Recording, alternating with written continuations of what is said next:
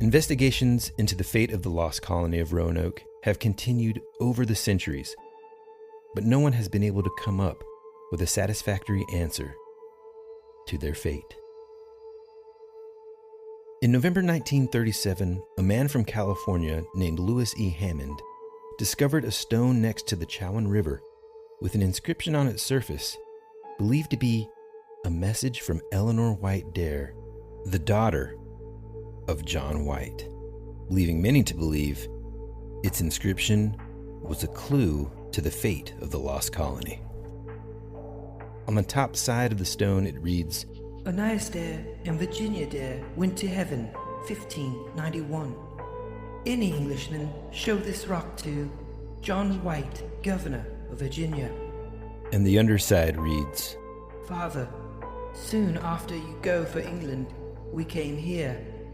Only misery and war for 2 years. Above half dead these 2 years, more from sickness.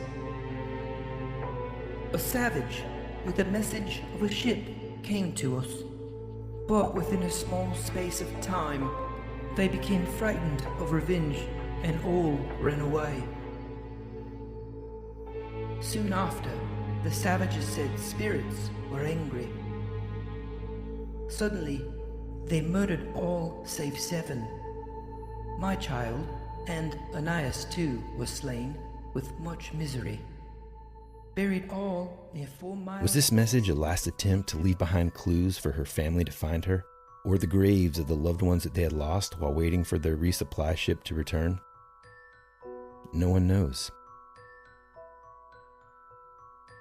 Since then, many other stones, now known as the Dare Stones, have been found in Georgia and the Carolinas. But even to this day, the mystery of the lost colony remains. Where had all the settlers gone?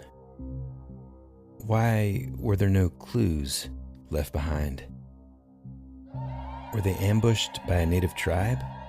Their relationship continuing to deteriorate from years before? Or did they fall victim to a terrible bout of disease? With their supplies dwindling and with little to no hope of a resupply ship returning, perhaps they even resorted to cannibalism to stave off their hunger.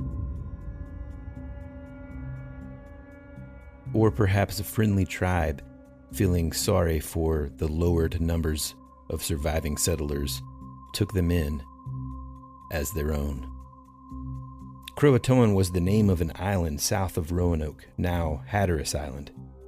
Was that single word carved into that wooden post a clue as to where their group may have migrated? The answer remains unknown. And the mystery of the fate of the lost colony of Roanoke remains unsolved.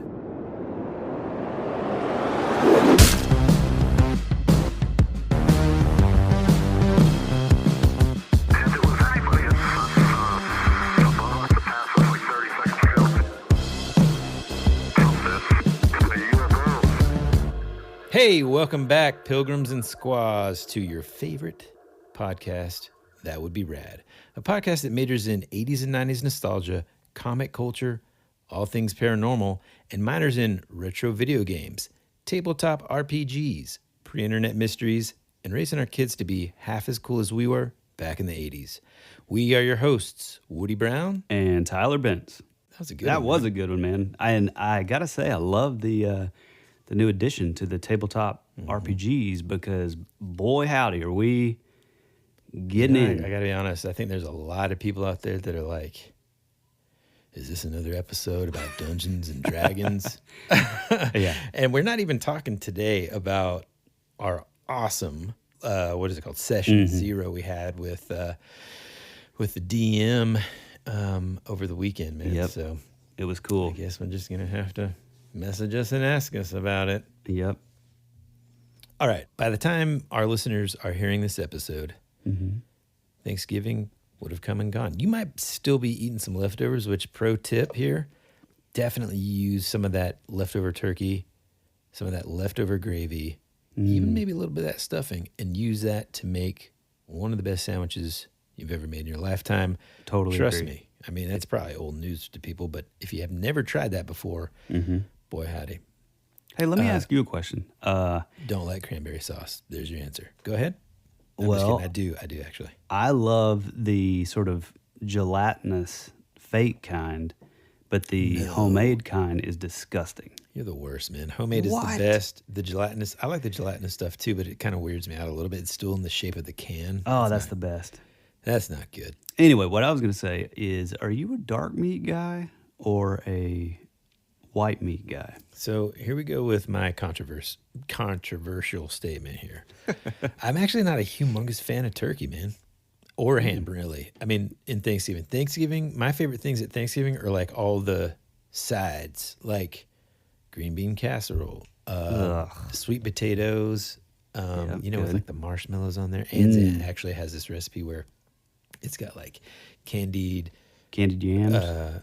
Yeah, but they're like instead of marshmallows on top, it's like Sweet tarts. No, pecan. Oh, God, that would be awesome. No, like candied like pecans or something like that. Anyway, so that, and then like of course a pumpkin pie, pecan pie. That's what I really like. I just kind of get a little so in other words, like I usually get turkey breast instead of like the dark meat or whatever. Yeah. But I don't know. What about you? See, I like the dark meat. I think I'm kind of the same. I mean, I love turkey, but it can get a little dry. So yeah. So one of the reasons why we decided to talk about this story of the lost colony of Roanoke was that when you start thinking back into your childhood, learning about Thanksgiving or Pilgrims in general, or any of the early settlers of our country, for me, I don't remember. And again, my childhood was a little, different. I grew up overseas. I went to an international school. And so really like American history was like a page and a half in terms of like our history books, because we were learning like world history, which was much older. Right. And so we didn't really get super detailed. And so I missed a lot of the stuff maybe that you guys did. But, I went to elementary school for a couple of years here in the States first. And you never learn about this. You learn about the happy stuff, like, hey, this is how you plant corn. And the Nina, the Pinta, the Santa Maria. Yeah, exactly. And then I don't think it was until you maybe mentioned it, several years ago to me. That's whenever like my interest really kind of was ignited, because of just how like crazy it is. Because like if you put yourself in the shoes of these people, right? Back it's 1587, you and 114 others are just signing up to volunteer to come to America. Man, I mean, yes, there's going to be a couple of vagrants in that group, right? Like people that just don't have anything else going for them. It's like, whatever, man, let's get out of here. You might even have a couple criminals or whatever, but maybe you're starting a new family like some of them were. I mean, can you imagine, dude, seriously, honestly, putting your family in that situation right now? Like, would you do it? Would you cross the seas knowing that whatever's on the other side, you don't really know a ton about? You've been fed maybe this information like, oh, there's all this promise over there and they can grow corn. My wife, God, you keep going back to the corn. My wife, for the longest time, didn't even like me driving to the mailbox without my kids in the car seat. So I would probably be okay with it, but no, the rest of my family, no way. But I mean, okay, but I get that. But what I'm saying is like knowing and understanding the levels of danger that could happen. Well, the interesting thing too is just the idea that I'm sure these people were thinking, okay, this is an amazing thing for my namesake and my my family sort of history. We're really going to make a mark. Especially like with Virginia Dare, the first child that was born in the Americas. That's an amazing thing. But then that is sort of overshadowed by this mysterious vanishing of the whole settlement. So, it's sort of bittersweet because it is an amazing thing, and I'm sure those people were doing it for the sort of broad stroke, grand scheme of things. But, we don't know. We don't know how it turned out. There's so many different theories, and yeah, I can't wait to get into some of these. Yeah, man, I mean, think about it this way. We're 433 years later, still talking about this, I mean, relatively speaking, small group of people that, I mean, think about all the other numbers of set, like, hey, man, do you know anybody else that was in or part of the Jamestown settlement? That isn't like maybe one or two people that were famous? No, right? Not at all. Like these folks we're still talking about today. And even more intriguing, it's a mystery that's still truly unsolved. Can you imagine on both sides of the coin, right? So imagine you're some of the settlers that stayed behind. You're excited. You're in this new world. You come upon this brand new settlement that's just been built. I mean, you built it or whatever. Everything's organized. Everybody's just high spirits. And they think, we'll see him in a year. No big deal. We'll get resupplies. And so during that year, man, you're just, you're eating, you're having fun. You're not thinking about, well, we need to conserve this, and maybe there was somebody in that little settlement that was like, guys, just in case they run into troubles, let's just kind of like take it easy on these rations or whatever, right? Mm-hmm. A year goes by, nobody comes. 2 years go by, nobody comes. 3 years go by, and around that time is when, John White finally makes his way back to find this settlement completely abandoned. And then this was the fact that always intrigued me the most. When you told me about this, it's the best part. Yeah.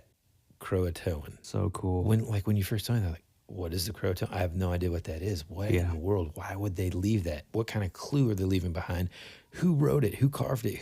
There's just so many questions. Yeah. I mean, we really loved it. I mean, we even had a song, back in our band days, we had a song named after Roanoke. So, it's always been sort of a really cool kind of mystery, and, not just to us, but I mean, it's probably one of as far as early America, I would say it's probably in the top three, or the number one, like sort of. It might be the first one, right? Yeah, the early sort of mystery. Yeah. Yeah, there's so many different theories on this, and, let me put out the disclaimer first. There's a lot of other places you can go if you want the hard facts, the statistical analysis, the dates, the names, the reason that they were trying to avoid the Spanish Armada, the trade routes, all that stuff. There's way more places that you can go if you're into that kind of stuff. For this podcast, though, we're all about sort of veering off a little and getting into the weird and the not so mundane ways of, looking at these things. And, in the Time Capsule, there were a lot of facts, but this podcast is really just about sort of our perception on these things and why, especially with this story, it's about the mystery and it's about all the other sort of possibilities that are a little left of center. Some of these, are a little up in the air. I think some of these may be reaching a little, but they're still pretty fun. Let's approach it like this too with these theories, because that's how I'm going to listen to it. And if this is what I suggest for the listeners, let's approach each and every one of these theories as an interesting possibility. You know what I mean? So in other words, whatever they are, that would be rad. Exactly. One of the sort of more common theories, and one of the theories that I think, while it is a little mundane, I think this is probably the best theory, is that the local native tribes sort of absorbed those colonists as, part of their own. There was an island named CROATOAN, which is now called Hatteras Island, just south of Roanoke, to home of a Native American tribe of the same name. Because the settlers developed, like a friendship with the tribe, they carved CROATOAN on the fort's gate post. Many settlers moved to the island and were absorbed into the tribe. And like I said, I think that's pretty cool. I think that's a cool sort of idea. It's probably the easiest to digest, right? I mean, and seemingly most plausible. When I first heard about this, my Uncle Stuart was a huge history buff. He's like a Green Beret, Special Forces, and he always had all these really interesting things, which probably got me into sort of the more left of center stuff, the historical accounts. And I remember him telling me this in probably around middle school. I had never heard of another island called Croatoan that was in the area. Like that was, Yeah. this is all kind of new to me. So, but I also found in research that some people are saying that that wasn't really the case, and that the Croatoan thing, the tribe of the Croatoans came after. So I'm not really sure about that. Yeah, as far as like if the timeline kind of matches up. Right. There was also like another tree in the same settlement that it's almost like they started to write Croatoan. It was like CRO or something, and then it was like they stopped. So that's another sort of interesting. Well, interesting wow, man, fact. I wonder if that kind of, I don't know about you, but the first thing that comes into mind with that is that it was done in like haste, Yeah, that's what I thought too. And just imagine this too, though. Imagine that maybe there was, again, this is not off of something that I've read. This is just in my imagination what I kind of see as this possibility, especially the one where they like started writing Croatoan but then had to like stop because they were interrupted, or maybe we haven't even talked about this yet. Maybe they got some crazy disease. Maybe that was kind of their escape route. Maybe they'd explored the area a little bit and knew, okay, there's this island.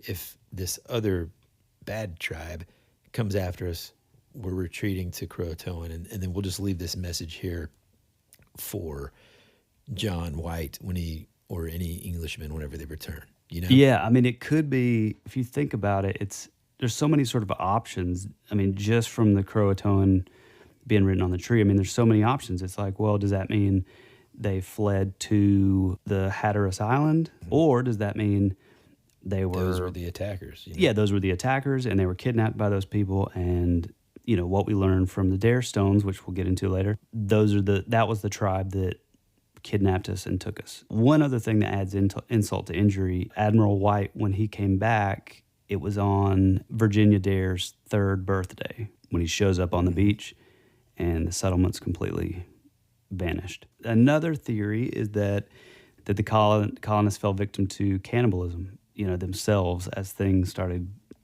getting a little more dire and, resources were low, just because you never found any bodies. They never found any remains of anything. See, man, that's another crazy thing, because if it was disease, well, of course, they're English, and so they would have buried their dead potentially if they all didn't just, get wiped out by this.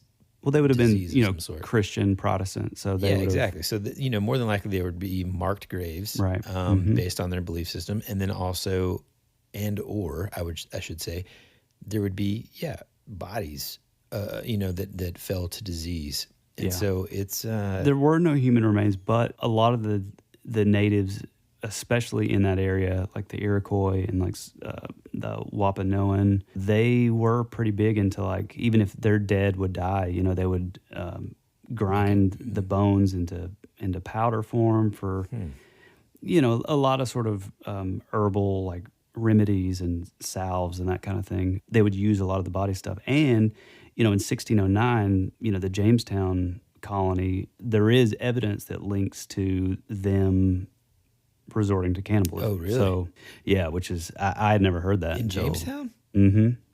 Whoa. Yeah, it's pretty wild. Okay, another quick question, dude. Did you find anything about, like, any of the native tribes sort of, like, from that area? Because John White came back. Well, what happened then? Like, did he find any natives that knew of or said anything about what might have happened to these people? The closest thing, and again, this is, going back to the Jamestown colony, this was 1607. The Jamestown secretary, William Strachey, claimed that the native chief Powhatan confessed to leader John Smith that his tribe murdered the colony as payback for aligning themselves with a rival tribe, and that Chief Powhatan possessed a musket barrel and a brass mortar and pestle, which was taken from the colony. So, that's the other theory, is that Chief Powhatan, the same guy and his tribe that killed the Jamestown people, did the same thing. And there's the other theory, which, again, it's a pretty mundane one. I don't know that I believe it, but it's basically that they waited and waited, and nobody ever came. And so they boarded back up and tried to sail back to England, and they were just lost at sea. I mean, that one seems like a really easy one to dismiss a little bit. Kind of dismiss it. Yeah, it's like, oh, because well, I mean, like reading about these settlers, they were like London commoners essentially, from what I can find, and so I'm doubting that they can just, oh well, no worries, man. Old Timothy over there, he's really good at making ships, and so everybody just, be patient. He's gonna get us back in the water. Yeah, exactly. Did you read anything about like some of the theory about like them relocating to like a settlement called Beachland? No, what is that? So there's this like local legend in, it's called Dare County, that referred to like this abandoned settlement called Beachland. And it's located kind of near what's now like the Alligator River National Wild Refuge. And apparently there's reports of these like small coffins, some with like Christian markings, that kind of encourage the speculation that this could be some sort of link to the lost colony. Oh, wow. And where is this? It's in North Carolina. Okay, pal. Okay, pal. But like based on these legends and stuff, this guy named Philip, he's an engineer, Philip McMullen, and an amateur archaeologist, Fred Willard, concluded that Walter Raleigh dispatched the 1587 colonists to harvest sassafras along this like Alligator River. And then like all the records suggested that the colony's intended destination was Chesapeake Bay. And so like that location of the new colony, wherever they were like kind of moving it, was kind of kept secret again to like hide from the Spanish. And it kind of, the colony's true location theoretically died with Sir Walter Raleigh in 1618. Wow, that's interesting. Yeah. But yeah, there's several other ones, and one of those is that the CROATOAN tribe basically executed the colonists because they thought they were witches. Not really the way that we would view witches now, through the modern lens. They would kind of view anyone that did something slightly different. You can imagine from like a native seeing, the clothes and the way that they built fires and their encampments and their houses, like you were saying earlier, their houses look different and all that stuff's totally different. And then maybe they did pass on disease. And so, they thought they were witches and then just kind of wiped them out. There's this other one that Roanoke was the site of a zombie apocalypse. This one, again, this is a little bit of a stretch, but just a little bit. It's pretty simple. It's basically that the colonists were diseased and they caught some sort of plague or, from either the natives or they brought it with them. It kind of made them go crazy and they ate each other. And that's why there's no remains and... The true origin of The Walking Dead. I mean, it would be pretty cool. Yeah, no kidding, man. To be honest with you, I'd watch that show. Oh, yeah, absolutely. I would too. Yeah. It kind of reminds me of the graphic novel, oh man, what's it called? Manifest Destiny. Oh man, that's remember a great like one. all the crazy like monsters and stuff that they had like Lewis and Clark fight, and like these crazy like zombies that were like part plant or whatever. Oh man, that's great that you. That's a perfect segue into the next one. That the Roanoke colonists were transformed into trees. The CROATOAN tribe reportedly believed that the island had a spirit who, if angered, had the ability to absorb the offenders into the woods. Literally, the spirit could transform them into trees, stones, animals, or anything else in nature. That means not one actually went missing. They just became a part of the land, and they're still there. Dang. Which is pretty wild, but I love that. Yeah, man, that's really cool. That's like right up our alley. The other one is another interesting one. It's that there was a reptilian devil of the woods, and it's that he possessed the colonists. It says that the CROATOANs believe that greater spirits manifested themselves in the form of elements. And they reported a strange phenomenon that occurred at the same time as the vanishing of the colonists. Birds would fall from the sky. Large numbers of wildlife would die abruptly in the area, where the native people hunted. The CROATOANs told of an evil spirit that would take the form of a reptile. They said that it was able to attach itself to humans, causing them to demonstrate the demonic traits like violence and greed. The CROATOANs warned the colonists that the evil reptilian spirit had infested the entire region. And once the infighting began, they knew the settlers were infected with the creature's evil, and that's why they turned on each other. Weird, so that's man. a crazy one. Well, yeah, it's just like this conspiracy. Reptilian devil possessing the colonists. It's like those conspiracy theories that there's this reptilian I know. race that rules the free world. Mm-hmm. There's another one that the colonists were victims themselves of North Carolina witches. That's so awesome, man. Quick question. Did you write down anything that, pertains to its appearance in like pop culture and stuff? No, but I do have some really, really, really, really cool tie-ins on the CROATOAN name. That's what I was going to ask about, actually. That's what I meant, sorry. CROATOAN. Oh, cool. Yeah, so there's a few of these that are fascinating. And again, I don't know if they're true, but they are interesting and they're really fun. It goes into Edgar Allan Poe even. Not much is known about the death of Edgar Allan Poe in 1849. After disappearing on a trip from Virginia to Pennsylvania, he turned up nearly unconscious and babbling incoherently in a gutter in Baltimore, Maryland. While on his deathbed, Poe allegedly whispered the word CROATOAN. No way. It's not clear what illness he suffered from, and his official cause of death is still unknown. All medical records and his death certificate were allegedly lost. So could he have experienced the same fate as, the Lost Colony? I mean, man, that is just insane. I've been an Edgar Allan Poe fan forever, and I've never heard that before, It's pretty cool. Yeah, man. There's other places that it would show up. There's an infamous stagecoach robber by the name of Black Bart that supposedly etched the word into the wall of his prison cell right before he was released in 1888, and he was never seen again. What? There's a horror author Ambrose Bierce vanished while in Mexico in 1913, and the bed that he last slept in allegedly had the word CROATOAN carved into the post. What? Yeah. The word also appears on the last page of the logbook of the ghost ship Carol A. I thought you were going to say Titanic. Deering in 1921, which ran aground without its crew on Cape Hatteras near what was once known as CROATOAN Island. And even Amelia Earhart reportedly scribbled the word in her journal found after her disappearance in 1937. What the heck, dude? I don't know if any of those are true, but if they are, it's amazing. That there's this weird, mysterious thing that's linking all of these. I can tell you one thing. I'm not writing it down. Oh, no, I haven't. Okay. I was like, oh, man, have I written that down anywhere? No. Yeah, it's wild. I'm not writing that down. One thing, too, that we had kind of talked about earlier is, we've gone over these stories that kind of have a similar ending, like the Pied Piper of Hamlish. So was it maybe something like that? Maybe the CROATOAN was some sort of bizarre cosmic H.P. Lovecraft type, thing out in the ether that these people were witnessing, just before their death. I don't know. I don't know, man. Dude, what's cool too is CROATOAN actually also makes appearances in a bunch of everything from comics to books to TV shows now and stuff. Do you remember the 1994 graphic novel Batman Spawn War Devil? Oh, yeah. Mm-hmm. So basically, CROATOAN was the name of a powerful demon who, in the 20th century, attempts to sacrifice the entirety of Gotham City to Satan in that book.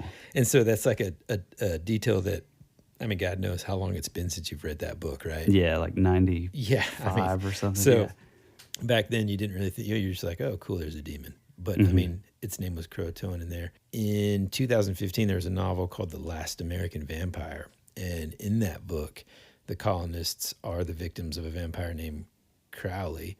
And that's where the inscription of the CRO was thus an incomplete attempt to implicate him. Oh, wow. So that's kind of a cool tie-in. The anthology series American Horror Story has an episode called Birth, and it relates to a fictional legend in which the lost colonists mysteriously died and their ghosts haunted the local Native Americans until a tribe elder banished them with the word CROATOAN. Oh, like a binding spell or ritual or whatever. Yeah. Interesting. And just another reason why I've got to watch that series. There's a whole season called Roanoke, I think. Yeah. And it presents a series of fictional encounters with these ghost colonists. It's kind of fun. I think all in all, every single one of the theories is pretty neat. Mm-hmm. An interesting clue that was found, like we said, in the time capsule were these dare stones. Yeah. Now, dude, when we were talking about this episode, I need you to describe to people how insane this is, because you'd completely forgotten about dare stones. Period. In fact, like when we first talked about this, I was like, "Yeah, this is awesome," and then you're like, "Oh yeah, I also remember that there are these things called dare stones," and we started looking it up. And you got to tell people, man, I mean, this is just nuts. But before you do, let's take a quick break, and when we get back, blow these people's minds. We will return after these messages. America's future can be determined by our dreams and our visions. It was very intense, bright light. For over 200 years, there have been reports of giant man-like creatures. From another dimension, another world, I don't know. The most intriguing mystery on the North American continent. You're listening to That Would Be Rad.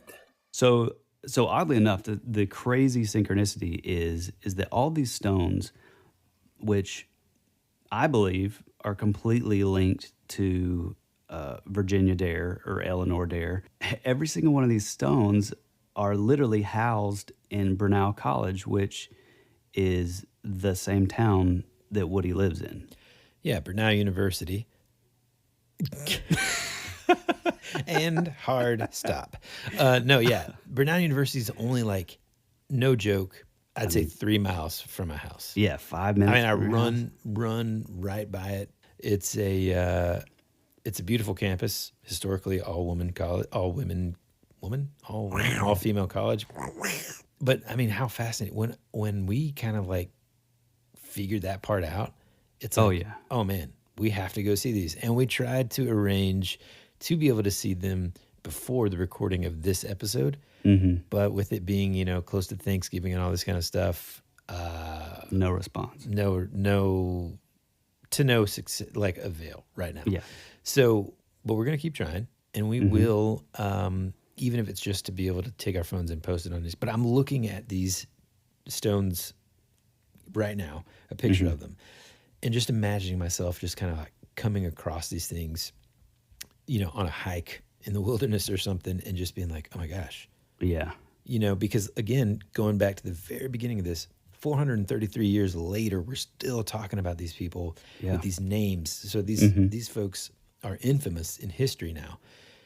And anyway, I just can't imagine coming across something so significant while like hiking around, out in the woods. But it does lead kind of down that path of one of the, more plausible theories being that, they were kind of killed off, a lot of them, by a native tribe. And these stones were left behind by Eleanor Dare to kind of leave clues for any English settlers that would come later. Which, man, can you, just the futility of that. I mean, think about how scary that would be, man. Thinking like, I've got to etch a message on a rock and leave it behind in hopes that they'll find it one day. Yeah, just randomly in a forest. Yeah, so I mean, just the fact that they're that close to me this whole time is just mind-boggling, man. I cannot wait to see these things in real life, man. Look, I think the bottom line is this is such an intriguing mystery. And if you'd never heard about it, or if you didn't know much about it, now's a great, hopefully this was a good primer to kind of, get you interested in it, to research it more. It's pretty fascinating. But dude, should we announce the Sweet 16 list for the that would 80s be rad. 80s Fantasy Face-Off? Yes, I definitely think so. Any other random stuff you want to say? No, I can't think of anything. I mean, cool. I threw out stuff that, I knew was pretty far-fetched, but yeah, well, still yeah, fun, but I still mean, I fun. like that stuff, man. Yeah, no. I mean, that's the why witches, we had the whole the podcast. vampires. I mean, that's nuts, dude. Yeah, it's awesome. Well, maybe, another thing that we didn't talk about was, maybe they got taken up by some celestial beings or some, That was another theory, actually. I'm glad you said that. No real proof, however, but yeah, you never know, man. Yeah. Who knows? I mean, George Washington had an encounter where, like a visitation, like an extraterrestrial visitation. So, it's not too far out of the scope of believability. Dude, I don't know if you've seen this yet, but this week in the news, it really just happened today, but I'm saying this week. I sent it to you. Well, I don't know. I think I texted it to you. But this freaking monolith that has I thought I sent that to in you. the Utah desert, dude. Yeah, that's fascinating. I mean, man. I'm gonna post about it on our Instagram, and so people will have seen it. But can we just talk about that on the podcast for just a second, dude? Yeah, I mean, dude. It is nuts, bro. I mean, first off, it's located in this like super remote area that they're not even disclosing to the public, man, because for fear that they'd have to go and rescue folks. So that if the theory is that this monolith just appeared as some sort of new age art installation or something, they would have to be extremely skilled outdoorists. Yeah, and that's one of those sort of explanations that seems even more far-fetched. It's like, okay, an art installation or a hoax or whatever. It's like, so you're no matter telling me- what, it would be a badass hoax, though. Yeah, I mean, what are the odds of like, because how was it discovered? Was it like a farmer or rancher or something? And again, like we're talking like Badlands style, like out in the middle. It looks of like Mars, nothing. man. You know, like if you're thinking of Utah, let's see, if you can't think of a visual in terms of Utah's like desert, think of the very beginning of Indiana Jones' Last Crusade when he's young Indy and he is right like with his Boy Scout troop, and he finds like the Cross of Coronado. That reference probably is not really helping a lot of people. Oh, that's a strong reference, Woody. But you know what I'm talking? That's the kind of desert you're talking about. You know, like these red. It looks like Mars. So basically, no, it was a crew from the Utah Department of Public Safety and Division of Wildlife Resources that spotted this like gleaming object from the air. Yeah, dude. On November 18th. And from the air. That's even more wild. Yeah, dude. So they went down there, and it's like this 3-sided stainless steel object. Now, I'm not reading anything about whether or not they tested it to be stainless steel or what. That was my next question. Yeah, but I mean, it looks, again, if you haven't seen this report by the time you're listening to this, which you probably will, because I think this news story will be everywhere you turn. But if you've ever seen 2001 Space Odyssey, that's what it reminds me of, that scene. That monolith, yep. Yeah, man. And it's just, no matter what, if it is art, it's pretty rad. If it's not art, it's pretty rad. So, I mean, anyways, maybe, oh my gosh, dude. How crazy would it be? I can't even, my mind's going to explode. How crazy would it be if we find out in the next couple of days, by the time this airs, before this airs, I mean, give it to me, champ. As they inspect this monolith, I know where you're going. Not like, what's it called? Carved into it, but like engraved into it. It just says CROATOAN. CROATOAN. Yep, exactly. Okay. Man. Look, I think this is a good time to wrap it up. But first, before we go, we promised our listeners that we would go over the kind of list of 80s fantasy movies that we are going to be like battling, or we're going to be putting up against each other in the ultimate battle that we are calling the 80s Fantasy Face-Off. So we came up with a list of 16, I'm not even going to say the best fantasy movies, really just the ones that we could come up with when we were thinking about this, and we wrote them down for like a typical sort of Sweet 16 sort of March Madness style mashup. Now, in thinking about this, maybe we should have waited until March, but I imagine that we'll probably come up with another one then. So be on the lookout for that. Anyhow, we're going to announce the 16, what would you say, champions that are going to be going against each other here. Yeah, a real clash of champions, if you will. Oh, a clash of champions. All right. Now, this is not in any ranking order. This is just the 16, literally as we came up with them. Number 1, the Beastmaster. Yep. Number 2, Kroll. One of my That's favorites. Kroll with a K, ladies and gentlemen. Yeah. Number 3, Dragon Slayer. Mm-hmm. Number 4, Lady Hawk. Yep. Number 5, Conan the Barbarian. Mm-hmm. Number 6, Conan the Destroyer. Which... I know that both of those, it's like a sequel, and we kind of broke our own rule, which was we weren't going to include sequel. The problem is those two movies are it's so different, man. You know, like the first one, Arnold Schwarzenegger isn't even talking. They've overdubbed his voice. In the first one, he's from Cincinnati. Yeah, I mean, the second one. Exactly, man. Conan the Destroyer is like the best. Okay, so let's just keep on cruising. Keep going, sorry. Willow. Oh, classic. Number 8, The Never-Ending Story. Number 9, The Dark Crystal. Yep. Number 10, Legend. Number 11, and it could be the only animated one here, The Last Unicorn. Number 12, Clash of the Titans. Oh, yeah. Number 13, The Princess Bride.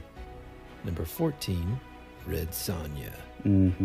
Number 15, Fire and Ice, which I think is our second and that's only other animated one. And then number 16. Oh, and by the way, I said Frank Herbert's Fire and Ice. I think, or no. I said Frank Thorne's Fire and Ice last episode, and that is incorrect. I don't remember if that made it or not. Oh, maybe it didn't make it, actually. I don't know. Carry on. And that's probably not going to make it either, so thanks for interrupting. Number 16, Wizards of the Last Kingdom. Now, I've never heard of that one. Me neither. I can't wait to watch them. So some of these we've definitely seen, actually, basically all of them except for that one. But most of them we haven't seen in a long time. So one of our rules was, number 1, it has to be in the 80s. Obviously, the name 80s Fantasy Face-Off. So it couldn't be, pre-80s. I know there's a lot of good fantasy movies out there pre-80s and several post-80s that are out there. But this is strictly the 80s fantasy movies that we want to kind of pit against each other. Also, if folks out there have, other movies that they do think are, the stronger, champion. We'd like for you to keep it to yourself and wait until next year when we go round 2. Well, no, but I mean, some of these, could be substituted out. Yeah. Thank you so much for listening. If you made it this far, you really are a true friend of ours. Big time. And, we love all the comments, all the interactions that we get every single week. Yeah. So again, thank you so much for listening, putting up with us. Anything you need to say, shoot us a DM on That Would Be Rad Instagram. And I guess that's it. You got anything else, Woody? No, I just, I think we said this at the top, but hopefully everybody had a happy Thanksgiving. Obviously this year's kind of crazy. It's kind of weird. Hopefully you were at least able to share the time with those that you love. And then, look, it's already December. We're going to be going over at some point. The Christmas movie episode will be coming soon, and there will be some arguments that ensue there. So anyway, have a wonderful rest of your week. Thank you so much for coming back. And until next time, be rad. That's the way it goes.